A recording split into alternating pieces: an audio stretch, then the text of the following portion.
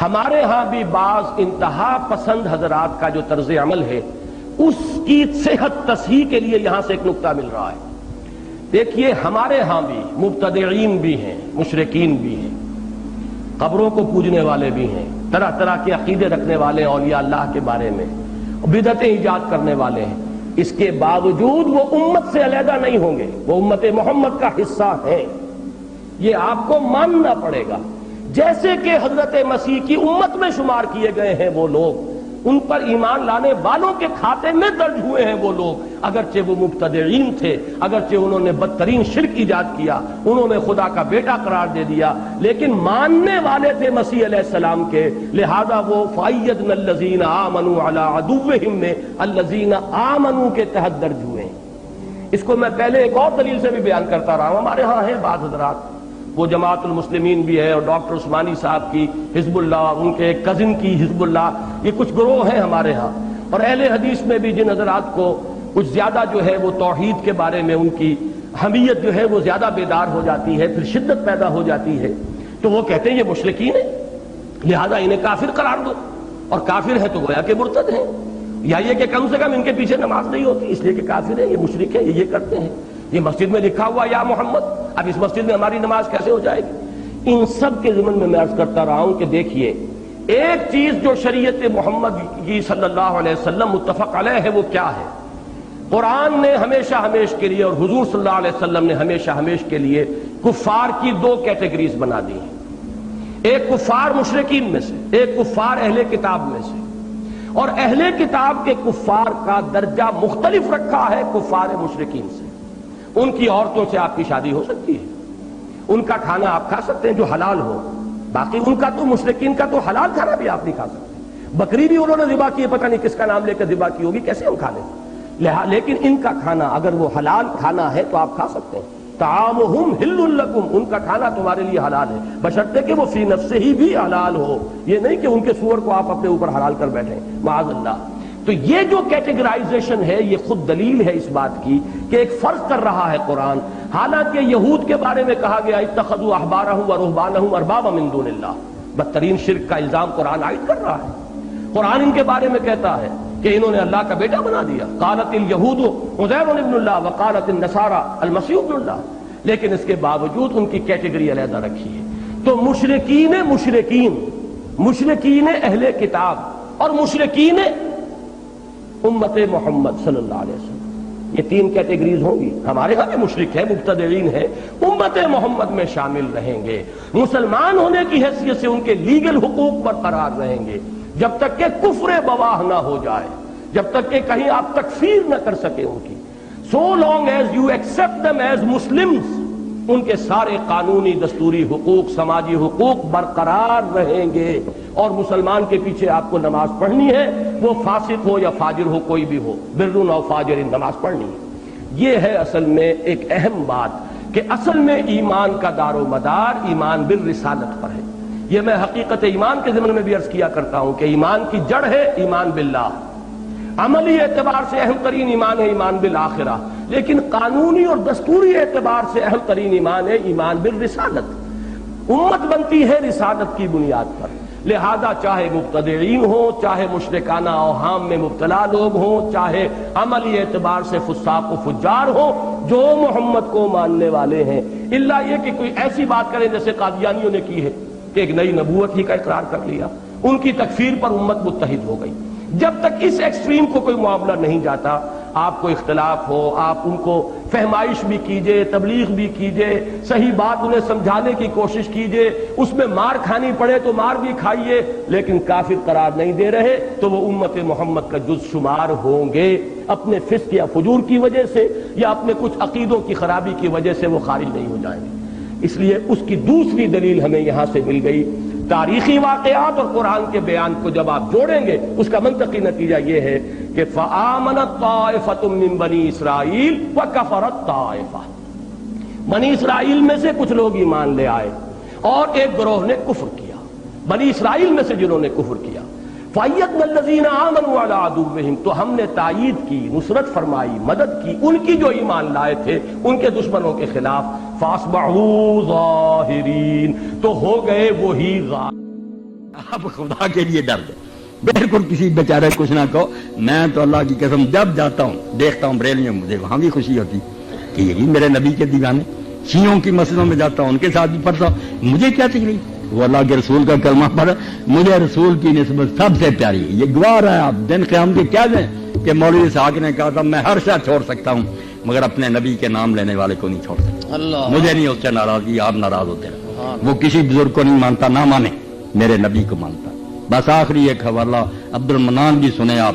یہ اس کی بات ہے جس کو ہم اہل سنت شیخ الاکبر کہتے ہیں کہ اولیاء کا سردار ہے وہ محی الدین ابن عربی. وہ خود لکھتے ہیں لطائف المنن کے کہ میرے جو شیخ تھے پیر شیخ ابو مدین مغربی. اب شیخ ابو مدین مغربی میں سب کو جانتا ہوں نا، یہ مولانا کی طرح وہ شیخ عبد القادر جیلانی کے خلیفہ تھے. شیخ عبد القادر جیلانی پیران پیر کے خلیفہ تھے ابو مدین، ان کے مرید تھے شیخ اکبر محی الدین ابن عربی. تو شیخ فرماتے ہیں کہ میں ایک عالم سے ناراض تھا، میرے شہر کا عالم تھا، میں نہیں اس کو اچھا جانتا تھا. کیوں؟ کیونکہ وہ میرے مرشد کے خلاف تھا. وہ شیخ ابو مدین مغربی کو نہیں اچھا کہتا تھا، اس لیے میں اس عالم سے ناراض تھا. مگر ہوا کیا پھر؟ یہ کسی اور نے نہیں بتایا، خود شیخ اکبر نے بتایا کہ میں نے خواب میں اللہ کے رسول کو دیکھا اور حضور کو اتنا ناراض پایا کہ اتنا ناراض کبھی نہیں کسی کو دیکھا. حضور نے پوچھا کہ محی الدین تو فلاں عالم سے ناراض ہے، پلے باندھو اس بات کو، نہ رو صحابہ کو نہ کسی کو، نبی کو رو. پوچھا میرے اس عالم سے کیوں ناراض ہے؟ فرمایا وہ میرے پیر کو اچھا نہیں جانتا. تو محی الدین کہتے ہیں حضور نے رنج سے فرمایا کہ تیرے پیر کو نہیں مانتا، مجھے مانتا یہ نہیں مانتا. اور ظالم تیرے پیر کو ماننا کب سے دین بنا؟ مجھے مانتا ہے. حیا کر جا کر اس سے معافی مانگ. صبح ہی جا کر شیخ نے اس سے معافی مانگی کہ میرے پیر کو یار مان یا نہ مان وہ تو میرے دل کی بات. نبی تو اللہ نے محمد رسول اللہ کو بھیجا، اگر تو اس کو مانتا بات ختم. اس کو اللہ کے لیے کسی طرح آج دل میں بٹھائیں نا. آج کے درس کا خلاصہ کہ رسول اللہ کی بات کریں، باقی کو چھوڑیں. جو اچھا نظر آتا ہے جس کو وہ اچھا سمجھے، بسم اللہ ادب کرے. جس کو نہیں اچھا نظر آتا وہ برا کرے. وہ بھی برا اسی لیے کہتا ہے کہ اس کو پتا چلا اس نے حضور سے اچھا سلوک نہیں کیا. صحیح پتا چلا یہ غلط، یہ روتے رہے. کتابوں میں لکھا گیا. اب لوگ بعد میں آنے والے کیا کریں؟ آپ صحابہ کا عدل سناتے رہیں، وہ ان کے ظلم سناتے رہیں. کتابوں میں نکال دوں گا، دونوں طریقے نکال دوں گا. لکھ دیا لکھ دینے والا. بعد والے غریب پکڑ جائیں، جس کو جس پر اعتبار آ گیا اس پر لگ گیا. شکر کریں کہ کسی کو مانتا ہے یا نہیں مانتا، ایک کو مانتا ہے جس کو اللہ نے آسمان سے بھیجا. وہ کون ہے؟ محمد رسول اللہ صلی اللہ علیہ وسلم. اس کو نہ چھوڑے. اچھا، جب یہ بچ بچا کے فرعون کے لشکر سے آگے کو نکل رہے تھے تو حضرت موسیٰ علیہ السلام کی اس قوم بنی اسرائیل کو ایک منظر نظر آیا کہ کچھ لوگ ہیں انہوں نے عبادت گاہیں بنائی ہوئی ہیں اور ان عبادت گاہوں میں بڑے بڑے بت سجائے ہوئے ہیں اور وہ ان بتوں کے مجاور بنے بیٹھے. تو کہتے ہیں کہ ہمیں بھی ایسے ہی کوئی معبود گھڑ کے دے دیجئے. اے اللہ کے رسول، ہمارے لیے بھی کوئی ایسے ہی عبادت کی جگہیں ہوں، ہم بھی مجاور بن جائیں، ہمیں بھی لوگ آ کے چڑھاوے چڑھائیں. تو حضرت موسیٰ نے کہا کہ تمہارے دماغ سے، دل سے ابھی تک شرک کی بو باس ختم نہیں ہوئی. میں تو تمہیں وہاں سے نکال کے لا رہا ہوں، تم پھر اسی گمراہی میں پھنسنا چاہتے ہو. وہ فرعونیت کی وہ شکل، کیونکہ فرعون جو ہے ان مجاوروں کو کافی سرپرستی ان کی کیا کرتا تھا جہاں بت پرستی ہوا کرتی تھی.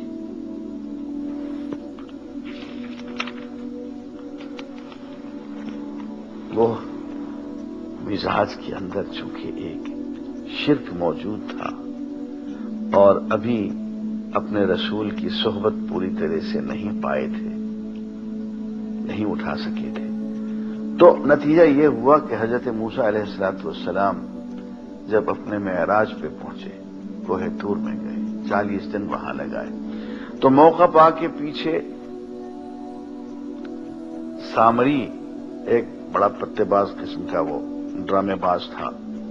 اس نے اپنی روحانیت کا سوانگ رچایا اور اس نے گائے کے ایک بچڑے کی طلائی مورتی بنا لی اور کہا یہ تمہارا معبود ہے، اللہ کی ذات اس میں حلول کرائی ہے. اور کچھ اس نے ایسے چمتکار دکھائے کہ اس میں سے کوئی آواز آتی ہوگی یا کوئی ہوا گزرتی ہوگی تو اس کے خرخرا، کوئی ایسی اس نے الٹی سیدھی کارروائی کر کے دکھائی کہ لوگ پریشان ہو گئے، حیران ہو گئے کہ بھئی لگتا تو ہے کہ اللہ کی ذات اس گائے کے بچڑے کے اندر آ گئی ہے۔ حضرت موسیٰ علیہ السلام اپنے پیچھے اپنے بھائی حضرت ہارون علیہ السلام کو، جو وہ بھی نبی تھے، چھوڑ گئے تھے۔ حضرت ہارون علیہ السلام نے بہت روکا، بہت سمجھایا کہ بھائی اللہ کی ذات کہیں حلول نہیں کیا کرتی، وہ کسی گائے کے بچڑے میں یا کسی بت میں وہ نہیں آیا کرتی۔ نہیں مانے اور گائے کے بچڑے کی عبادت میں لگ گئے۔ اب جو حضرت موسیٰ واپس آئے اللہ سے کمانڈمنٹس لے کے، تعلیمات لے کے، وہ الواح اور تختیاں جن پہ کہ یہ سب کچھ لکھا ہوا تھا، تو تختیوں کو تو انہوں نے ایک طرف رکھا اور حضرت ہارون کی، اپنے بھائی کی پٹائی شروع کر دی کہ تمہارے سامنے یہ شرک ہوتا رہا، گوشالہ پرستی، بچڑے کی پوجا ہوتی رہی اور تم اس کو بند نہیں کر سکے۔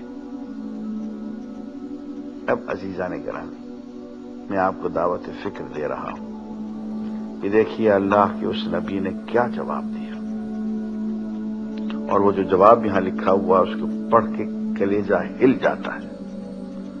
کہتے یا ابن لا تأخذ بلحیتی ولا برأسی، میری ماں کے بیٹے، میرے بھائی، نہ تو مجھے داڑھی سے پکڑ اور نہ سر کے بالوں سے پکڑ۔ انی خشیت ان تقول فرقت بین بنی اسرائیل ولم ترقب قولی، میں انہیں بند کر سکتا تھا، میں جبرن انہیں روک سکتا تھا، میں ان کے خلاف کارروائی بھی کر سکتا تھا، میں ان کو دین سے خارج بھی کر سکتا تھا، میں ان کو ایک علیحدہ فرقہ بھی قرار دے سکتا تھا، خارج از دین، کفار، کفر کا فتویٰ بھی دے سکتا تھا، میں ان کے خلاف فوج کشی بھی کر سکتا تھا۔ انی خشیت، میں تو صرف اس بات سے ڈرا، ان تقول، کہ تم ہی کل آ کے مجھے کہتے فرقت بین بنی اسرائیل، کہ تو نے بنی اسرائیل کو فرقے فرقے بنا دیا، ٹکڑے ٹکڑے کر دیا، ولم ترقب قولی، اور میرے حکم کا انتظار نہیں کیا۔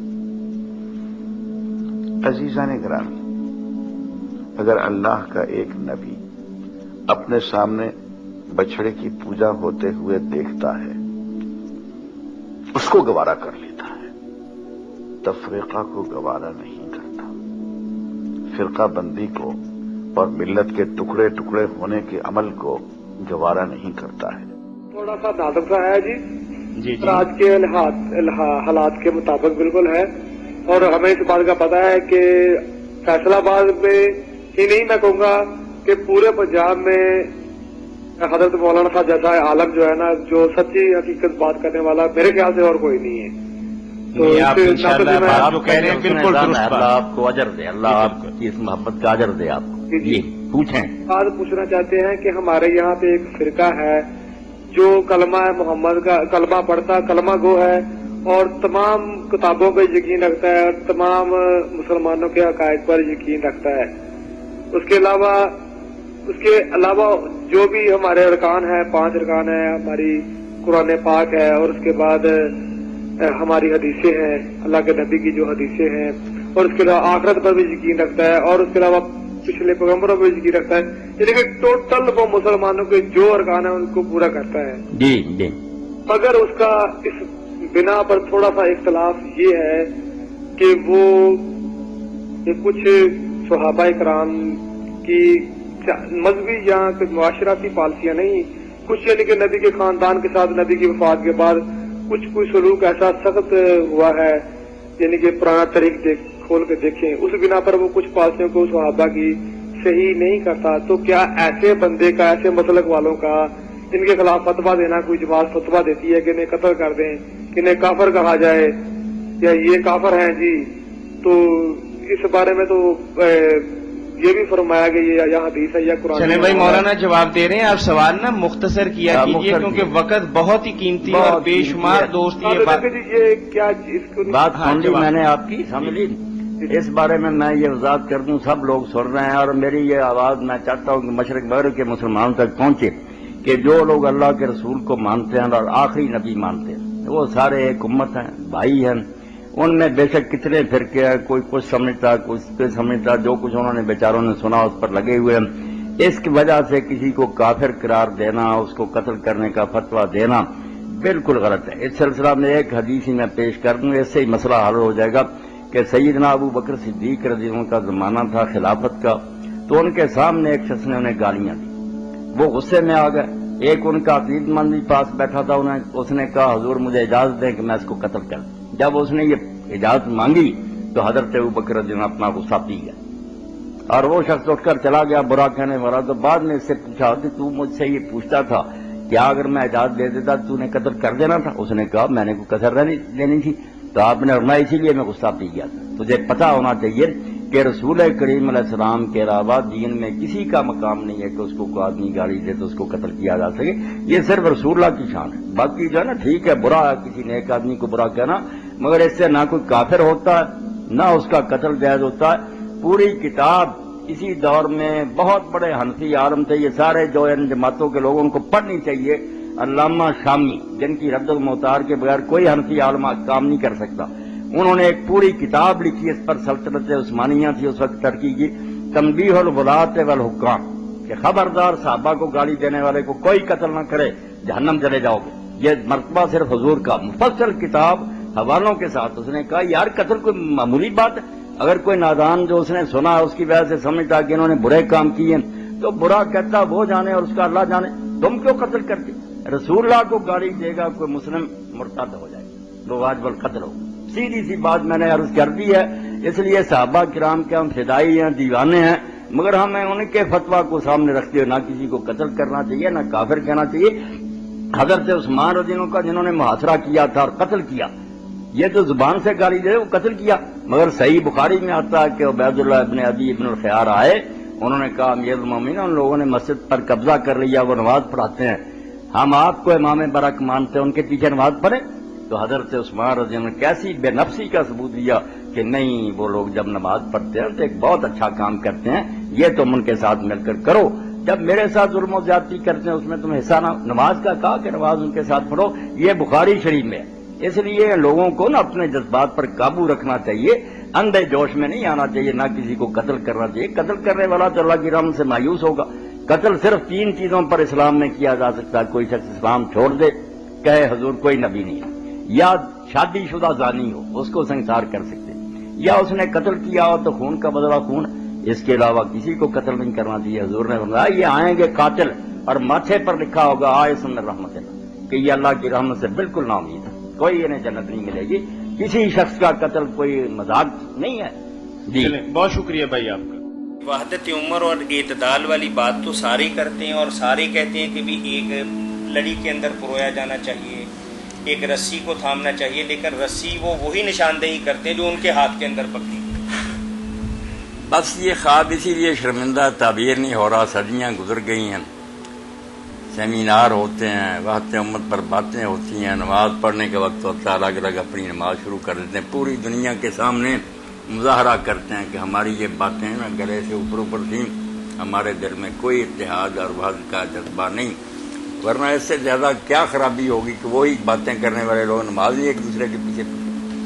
تو اس بارے میں اصل بات جو سب کے لیے سمجھنے کی وہ ہے کہ دین جو ہم تک پہنچا نا، وہ لوگ جو خود رسول اللہ صلی اللہ علیہ وسلم سے سن رہے تھے، ان کے لیے قرآن اور حدیث برابر تھی. آپ کی بات جو منہ سے نکلتی تھی وہ اللہ کی وحی ہوتی ہے، اپنی طرف سے آپ دین کی بات اس وقت اگر کوئی نہ مانتا یا انکار کرتا اسلام سے نکل جاتا. کوئی درمیان میں واسطے نہیں تھے، براہ راست سن رہے تھے. اب درمیان میں بہت سے آدمی داخل ہو گئے کہ فلاں نے فلاں سے سنا. اب ان کے بارے میں اتنی لمبی چوڑی بحثیں ہیں کہ ایک ہی آدمی کو کچھ لوگ کہتے ہیں سکہ اور معتبر ہے، دوسرے کہتے ہیں ضعیف ہے. اس کے علاوہ کچھ لوگوں کو اور روایتیں مل جاتی ہیں جو ان کے خلاف ہیں، وہ کہتے ہیں ان سے وہ زیادہ مستند ہیں. تو جب تک یہ فیصلہ نہ کریں گے کہ دین کا وہ حصہ جو اس حد تک یقینی اور بالکل قطعی ہے کہ پوری امت اس پر متفق، اس کو کہتے ہیں ضروریات دین، پہلے علماء ان کو رکھ کریں، ان میں کوئی اختلاف کرے یا اس کا انکار کرے وہ اسلام سے خارج ہے، اس کو نہیں مسلمان سمجھا جائے گا. جیسے اللہ کے رسول کا آخری نبی ہونا ایک طے شدہ بات. جی وحدت امت کے حوالے سے وحدت امت کے حوالے سے سارے سامعین سنیں، اگر کوئی اہل علم بھی سن رہا تو خدا کے لیے ترس کھائے اس امت پر کہ جو چیزیں ضروریات دین ہیں۔ اہل علم سے کیا مراد ہے؟ جس کو کچھ دین کا تھوڑا بہت پتہ ہی ہے اس کو دین کی خیر خواہی مطلوب ہے۔ اصل میں تو اہل علم وہی ہے، بیاتا کارے امت بسازیں کہ مارے زندگی مردانہ بازیں، چنا نالیں مندر مسجد شہر کہ دل در سینہ ملا گدازیں۔ اقبال کہتا ہے مسلمانوں مل کر مسجد میں روئیں تاکہ شاید ملا کا دل پگھل جائے۔ اس کو مسلمانوں پر رحمت ہے، یہ کافر کہنے سے باز آد ہے، مسجدیں الگ کرنے سے مگر نہیں باز ہیں۔ انہوں نے اپنی الگ الگ دکانیں بنائی، کیوں کہیں گے کہ باقی مسلمان ہیں یار، جس جگہ وقت آ جائے نماز پڑھنی کہیں گے۔ بات سمجھ نہیں، کچھ علم کی کمی ہے کہ جو چیزیں ضروریات دین ہیں اتنی تاکید سے حضور نے بیان فرمائی، قرآن میں بھی حدیث میں ایک ایک مسلمان تک پہنچ گئی۔ جیسے کون مسلمان نہیں جانتا کہ ماں کے ساتھ نکاح حرام ہے؟ یہ کچھ السلام علیکم ورحمۃ اللہ۔ جو باتیں اس طرح ساری دنیا کے مسلمانوں کو پہنچ گئی ہیں کہ پڑھا ہو یا نہ پڑھا سب جانتے ہیں کہ زنا حرام ہے، خنزیر حرام ہے، ماں کے ساتھ، یہ ہے ضروریات دین۔ ان میں بھی کوئی جھگڑا شروع کر دے وہ نہیں مسلمان رہنا چاہتے، اس کو کہیں گے کہ کافر ہو گیا۔ تو ایک ٹرم تو یہ یاد رکھیں، ضروریات دین اس درجے کی چیزیں ہیں کہ مسلمان رہنا چاہتا ہے تو ہر شخص کو اس کا پتہ ہونا چاہیے۔ دوسری چیزیں ہیں کہ وہ ایک گروہ کو اس طرح پہنچی ہیں، ان کے پاس اتنی اس کی روایتیں ہیں کہ ان کے نزدیک وہ قطعی ہیں، بالکل ان میں کوئی شک نہیں ان کو کہ یہ ٹھیک ہے، مگر شروع سے اس بارے میں اختلاف ہو گیا، کچھ گروہ کسی نہ کسی غلط فہمی سے ان کے منکر ہیں۔ ان کے منکر کو کافر نہیں کہا جاتا، اس پر آپ یقین رکھنا چاہتے ہیں تو کریں، مگر دوسروں کو کافر نہیں کہتے کیونکہ پہلے سے یہ بات شبے میں پڑ گئی، کچھ ماننے سے انکاری ہو گیا۔ ضروریات دین دوسرا ایک گروہ کے نزدیک قطعیات مگر ضروریات کے درجہ تک نہیں پہنچی، بہت سے لوگ اس کے خلاف بھی چلے آ رہے ہیں۔ السلام علیکم۔ تیسرا ہے ظنیات، ظن غالب کہ پروبیبل، شاید حضور نے فرمایا، یہ جس کو تسلی ہو مانے۔ دوسرا کہتا میرا نہیں یقین کہ آپ نے فرمایا، کوئی اس کو گمراہ بھی نہیں کہہ سکتا۔ تین چیزیں جب تک الگ الگ کر کے چھانٹی کر کے دماغ میں نہیں بٹھائیں گے نا کہ ضروریات دین کیا، قطعیات کیا ہیں جو آپ کے نزدیک قطعی ہیں مگر دوسرے لوگ اس میں شک کرتے ہیں۔ تیسری ہے ظنیات کہ وہ قطعیات کے درجے نہیں، گمان ہے، یہ خیال گزرتا ہے شاید حضور نے۔ یہ تین چیزیں کوئی پڑھائے کوئی پڑھے ساری عمر کوشش کر کے اس کو الگ الگ کرے تو فیصلہ کرے نا۔ ضروریات دین کا منکر کافر ہے، قطعیات کا منکر جو کہیں ہمارے گروہ سے نہیں ہے یہ، مگر آپ اس کو کچھ نہیں گمراہ وغیرہ کہہ سکتے۔ ظنیات کا جو نہیں قائل اس کو کچھ بھی نہیں کہہ سکتے۔ یہ ظنیات جنہیں کسی نے سمجھا مجھے روایت پہنچی حضور رفائی جان کرتے رہے آخر تک، کچھ کہتے ہیں ہمیں پہنچی کہ نہیں پہلے کرتے چھوڑ دیا، کچھ بھی نہیں۔ یہ باتیں ان سے نا ایک دوسرے کو برا بلا کہیں، یہ کلیئر کریں مائنڈ تو پھر اتحاد ہو، صلح ہو، مسئلے ایک ہو جائیں، ہر جگہ لوگ نماز پڑھیں، محبت کریں ہر عالم سے۔ ورنہ چھوٹی چھوٹی بات، ایک آپ نے اخباری افواہ بھی پڑھ لی، ہو جو اس کو نہیں مانتا وہ کافر ہے، عقل کے اندھ ہو، تمہیں پتا ہے کہ حضور نے یہ فرمایا، اس کے لیے کتنے یقین کی ضرورت ہے۔ جی